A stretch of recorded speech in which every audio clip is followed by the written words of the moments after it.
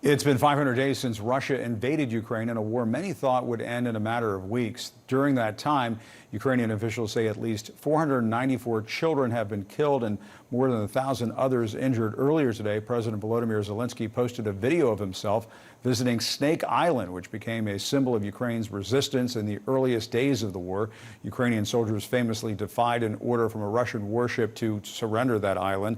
In the undated video, Zelensky voiced his gratitude for everyone who fought to protect it, calling it a place of victory that will never be conquered. Meanwhile, Zelensky's government is thanking the U.S. for President Biden's decision to provide Ukraine with cluster bombs, despite some international objections. Ukraine's defense minister insists they'll only be used in non-urban areas and that careful records will be kept on where they are deployed for demining purposes later. Biden's decision on cluster bombs comes just days before he meets with fellow NATO leaders in Lithuania. 46 foreign policy experts have come together to pen an open letter calling for a roadmap to NATO membership for Ukraine. They say any further delay in accepting Ukraine into the alliance will only cause more Russian aggression. Among those signing the letter, retired Army Lieutenant Colonel Alexander Vindman, former European Affairs Director for the National Security Council. And Colonel Vindman joins me now. Great to see you, sir.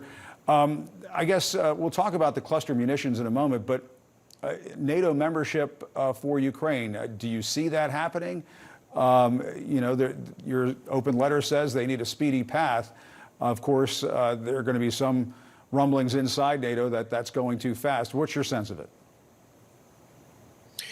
Unfortunately, I'm going to be skeptical that we're going to make any bold moves at this Vilnius NATO summit. I think we're missing a historic opportunity to invite Ukraine into NATO. It is one of the most powerful militaries in the world and would be an enormous addition to NATO. But more importantly than its contribution to NATO long-term and NATO security is the fact that this is a country that's at war with Russia, and Russia believes that as long as this war is continuing on, it maintains a veto over Ukraine's NATO membership.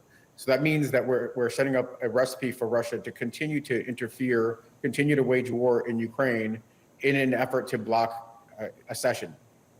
If the U.S. were to deliver a roadmap, an aggressive roadmap, certainly if not immediately by the Washington summit next year, next NATO summit, then that would pretty much kill Putin's hopes of being able to wage war indefinitely and wait out the West. So I think this would be a bold move with little risk, but I fear that we're in an administration where the president's advised that the risks are too high without seeing all the opportunities that are commensurate with inviting Ukraine to NATO. All right, well, we'll be watching that issue, obviously, next week. In the meantime, President Biden approved sending cluster munitions to Ukraine as part of a new military aid package. And as you know, and the president acknowledged this, it's a controversial decision. As we mentioned earlier, these weapons contain multiple explosives that are released over an area the size of several football fields. You can have unexploded bomblets in these munitions. What is your sense of it, Colonel Vindman? Is this a good idea? I think the president is taking a little bit of heat from some corners. I think the progressive wings in particular are, taking a very principled approach. He's likely to take a little bit of heat from elements of NATO also that really can have the leisure to take these kinds of principled approaches. But from a practical standpoint, the president did the right thing, and I support his decision. It was the righteous thing to do. The fact is that these systems are essential to Ukraine in these battles for liberating territory and helping win the war quickly. I met with probably almost a dozen Ukrainian ministers on my trip there. I just got back yesterday.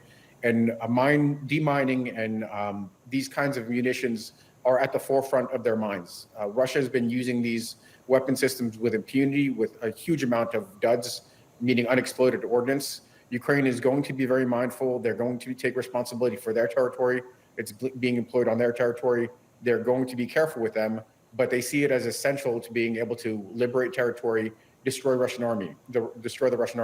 This is all about being able to attack the Russian army at its heart, break its ability to continue to wage war in Ukraine, and with that help usher in the conclusion of the war. In a lot of ways, it seems counterintuitive, but it's frankly one of the most humane things that they could do.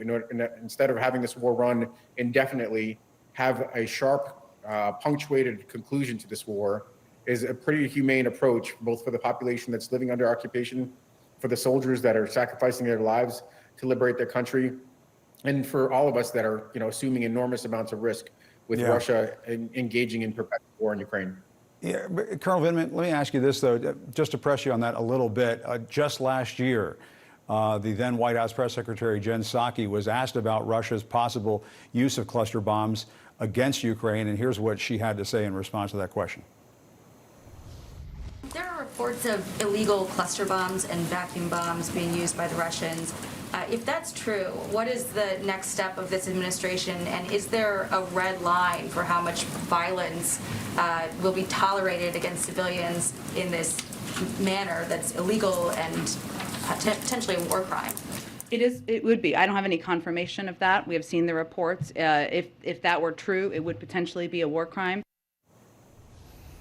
Yeah, what do you think of that, Colonel Vindman? I mean, she seemed to say that if it could be confirmed that Russia's use of those kinds of munitions might constitute a war crime, and here the United States, the Biden administration is talking about using some of that, or sending Ukraine these same kinds of weapons so they could be used by the Ukrainians.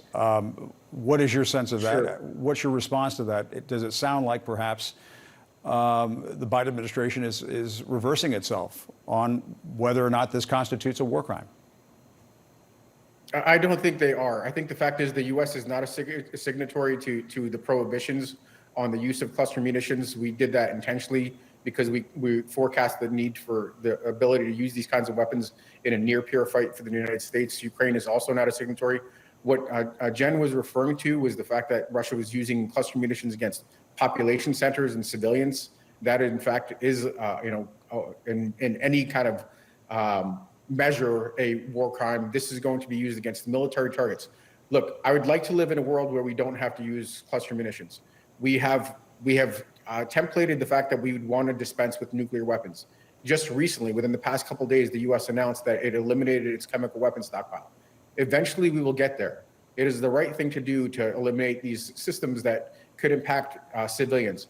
This is not the case, or this is not a kind of criteria that should limit the prohibition or limit the provision of these types of systems. It is essential to Ukraine to liberate its territory. Ukraine is responsible. Will use these things effectively and with good stewardship. And I think that the best thing we could do is be a good ally and support Ukraine in its fight to liberate its territory. And then take this argument forward and see if we could address some of these issues and limit the use of cluster munitions, especially because they affect civilian populations. But that's not something that we have the luxury to kind of debate from a kind of conceptual standpoint at the moment. Might it, though, incentivize the Russians to use those kinds of munitions even more? If they're saying, well, the U.S. is giving the Ukrainians these types of munitions, why can't we use them? Might you get yourself into a situation like that? Sure. Yeah, I think in this case, Russia is not constrained by any norms whatsoever. They blew up a dam. There's evidence to suggest that they might try to blow up a nuclear power plant. They are not constrained in any way. If they have something in their arsenal, the only thing that they're not using right now is weapons of mass destruction, because the U.S. has warned that this would be an enormous escalation and warrant a unprecedented response. Russia has received the same warnings from China recently that's been covered.